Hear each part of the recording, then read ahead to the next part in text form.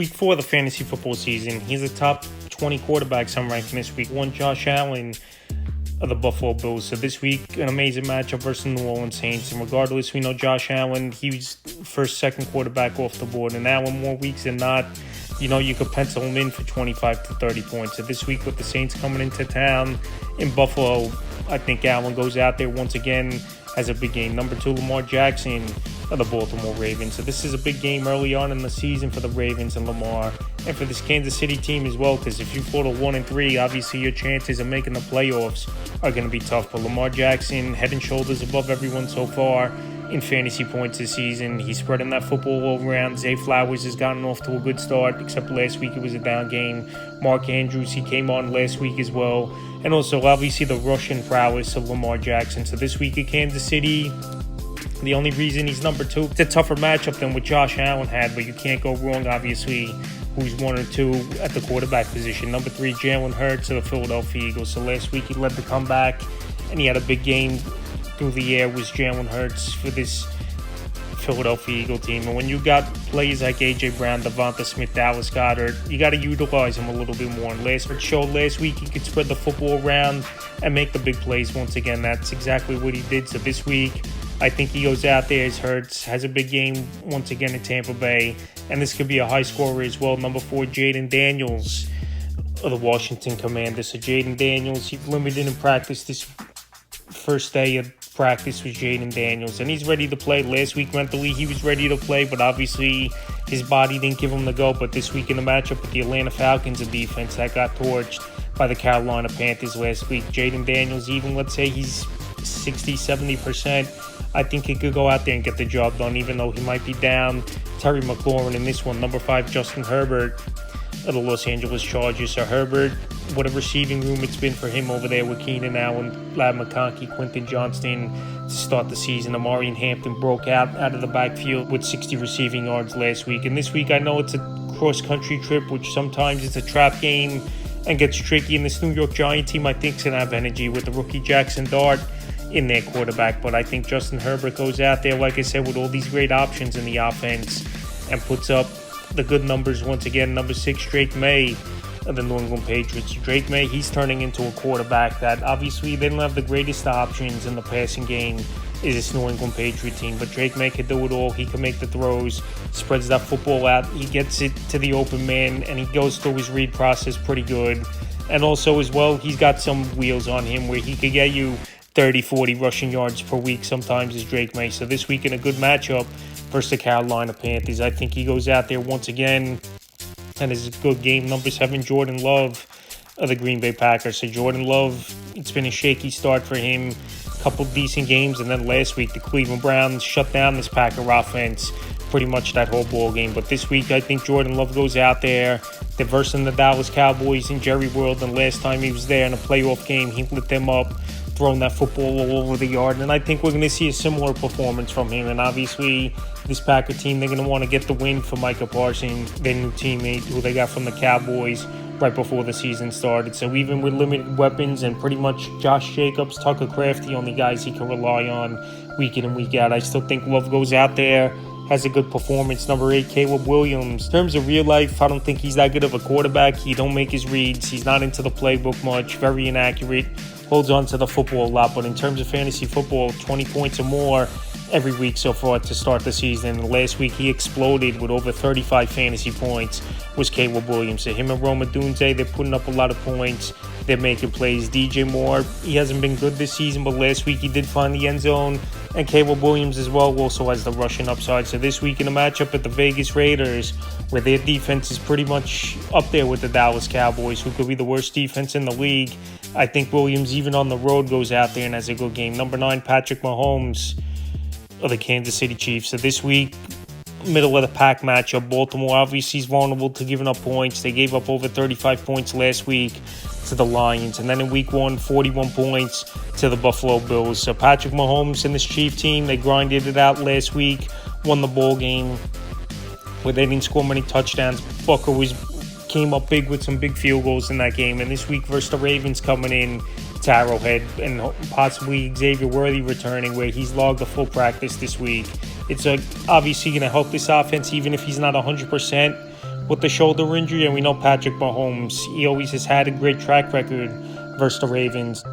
Number 10, Daniel Jones of the Indianapolis Colts. So far this season, he's gone out there and he's led this Colt team to 3-0 on the year. Everything's clicking in this offense. Stud tight end, obviously, and Tyler Warren, he's off to a good start. Michael Pittman, he's back to form where he was a few seasons ago so far in the early going. And Jonathan Taylor, he's on an MVP-type pace to begin the season. So this week in a potential high scoring at the Los Angeles Rams, where this Indianapolis Colt team, they know they got to put a lot of points on the board if they want to come out with victory. And we know Daniel Jones is a dual threat as well, where he could get you some decent work on the ground. So this week, I think he could go out there once again, Daniel Jones, and be a solid top 10 option at the Los Angeles Rams. 11, Baker Mayfield of the Tampa Bay Buccaneers. So now he's down Mike Evans this week is Baker Mayfield, but Chris Godwin possibly could return to the lineup, where he's been out almost a whole season, getting injured in the ball game late last year was Chris Godwin. But Baker Mayfield in this offense, he's got the gunslinger mentality. Whoever's on the field, he tries to utilize his receivers as best as he can. And Emeka Egbuka has been great so far in his rookie. And even if Chris Godwin now comes back with Evans out, and he could just give at least 60-70% of what he was in terms of making plays and catching the football, I think Baker Mayfield will be fine even in a tougher matchup versus the Eagles. Number 12, Justin Fields of the New York Jets. So we'll see if Justin Fields for sure is going to start this week for this New York Jet team. Fields had a concussion last week. It seemed like Aaron Glenn, even though the Jets lost, he was pretty satisfied what he saw out there from Tyrod Taylor in that ball game. Even though we know Tyrod Taylor, he's bounced around and he's been an injury-prone quarterback. So even if he stays the quarterback, Taylor, I don't think he'll last long. And this week, if Fields is in there on Monday night, it's a great matchup at the Miami Dolphins, one of the worst defenses in the league. And Justin Fields in upside ability. You know, sometimes he's in for potential big games. And in week 1, he had a big ball game versus the Pittsburgh Steelers. And then obviously last week, he didn't play. 13, Jared Goff of the Detroit Lions. So Goff last week, he played good football, but in terms of putting up fantasy numbers, about 15 fantasy points he put up last week is Jared Goff. So this week, Cleveland coming to town. And I've mentioned this a lot in my other videos. This offense is more lethal at home, and especially putting up stats and fantasy points. Jared Goff's a way better quarterback in terms of putting up big points at home than he is on the road. And so far, we've seen it this season. Week 1, it was a down and bad game for him at the Packers. Week 2, he exploded. 235 yards and 5 touchdowns in that game versus the Bears. And then last week, a pedestrian game it was, where he only threw the 1 touchdown, was Jared Goff, and a little bit over 200 yards. But this week, even with Cleveland playing good football, I think indoors, Detroit, you know the type of offensive games they put up over there. 14, Brock Purdy of the San Francisco 49ers. So there's a possibility he could return to the lineup this week is Brock Purdy, and it's a good matchup versus Jacksonville Jaguars. Their defense isn't totally one of the worst units in the league, but definitely a defense you could pass the football on and make plays. And now with Travis Hunter the last 2 weeks, after week 1, the primary receivers for this Jacksonville Jaguar team. Now they got him at cornerback over the last couple weeks. So obviously George Kittle's still out, but you got Ricky Pearsall, who's having a nice season too so far in the early going. Jawan Jennings, if he plays, is a good option down the sidelines and work in the middle of the field a little bit. And Christian McCaffrey out of the backfield is getting a ton of targets and making plays. So with all those factors, and obviously I don't think Purdy will be 100%, he's still a decent option this week. 15, Kyler Murray of the Arizona Cardinals. So Kyler Murray, a little low on the list maybe is Murray. The upside just isn't there. And most weeks, 23, 25 fantasy points, he's going to max out at, but more that 16, 17 point per game range, I think Kyler Murray's going to be in this season. We saw it last season. That's what his points per game was in that neighborhood, was Kyler Murray. And him and number 1 wide receiver, Marvin Harrison, just can't get anything going consistently. So this offense now with James Conner down, I think teams, they're even going to more focus on the pass up in Kyler Murray. So this week in a matchup Thursday night here tonight versus Seattle Seahawks, where these division games, anything could go on, even though Thursday night games are usually high scoring. I just don't think Murray's ceiling's that high. 16, Bo Nix of the Denver Broncos. So Bo Nix, mediocre start so far for him in the early going this season. I know Monday Night Football, the second of 2 in this one. This game's going to be with Cincinnati coming to town, and Cincinnati can't stop anyone. Last week, I know they gave up 2 defensive touchdowns with Cincinnati, but Jordan Mason and this Minnesota Viking offense had their way versus defense. I think Bo Nix he could go out there and exploit this bad defense, even though, like I said, his numbers are down so far in the year we go in, and the upside just isn't really there with J.K. Dobbins playing great football out of the backfield and getting his touchdown. 17, Matthew Stafford of the Los Angeles Rams. So Stafford, his ceiling's capped a little bit. He's got to throw a lot of yards with 3 or 4 touchdowns for him to really be in for a big game is Matthew Stafford. At the receivers there with Puka Nacua and Devontae Adams. If that's not one of the best or the best 1-2 combo in a receiving room, it's pretty close. So this week in a potential high-scoring game with Indianapolis coming to town, I think Stafford could be a decent back-end option and a great option in 2 quarterback leagues. 18, Geno Smith of the Las Vegas Raiders. So Chicago coming in for Geno in this offense. And last week he found a new weapon in Trey Tucker was Geno Smith. He had a monster game, over 140 yards, 3 touchdowns was Trey Tucker. He's the deep ball threat.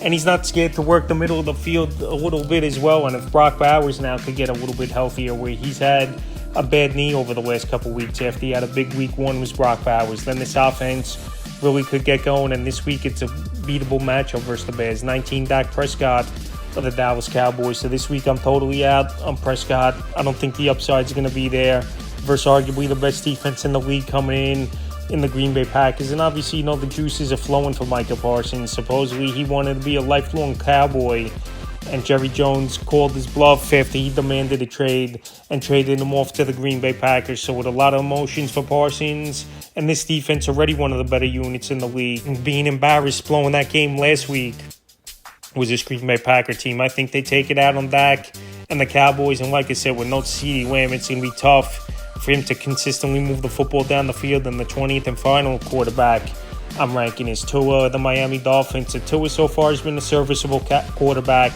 in deep leagues. This week a good matchup with the New York Jets coming in, where they're giving up over 28 points per game is New York, so they can't stop anyone. We know this Dolphin offense in terms of putting up fantasy points has been way better at home than on the road over the last 2-3 seasons. And Tyreek Hill looks like he's getting it going the last 2 games after week 1 horrible performance. Jalen Waddle 2 games in a row finally in the end zone. And also you got Devon Achane, one of the best receiving backs out of the backfield. So with all those factors, I think Tua could carve out a top 20 performance this week versus the New York Jets. So that's the top 20 quarterbacks I'm ranking for week 4 of the fantasy football season.